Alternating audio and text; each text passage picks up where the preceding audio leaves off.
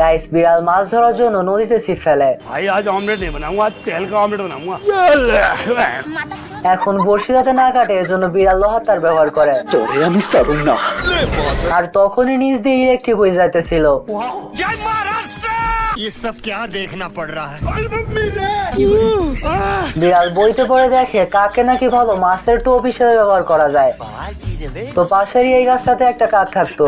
দেশে বালা কইবেন কারে এখন সবার ভিতরে ব্যস্ত গো মুজদারি গজানের আগে গজে আজলেস।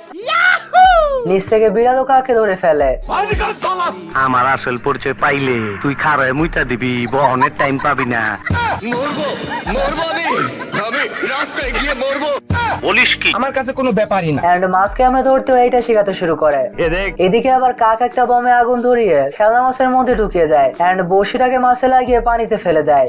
তো বিড়ালও মাছ মনে করে বড়শি টান দেয়। তো এই বলতে বমওয়ালা মাছ নিয়ে পোজ দিতে শুরু করে। আমি পারি না আর পারি না, আমি কেন মরি না।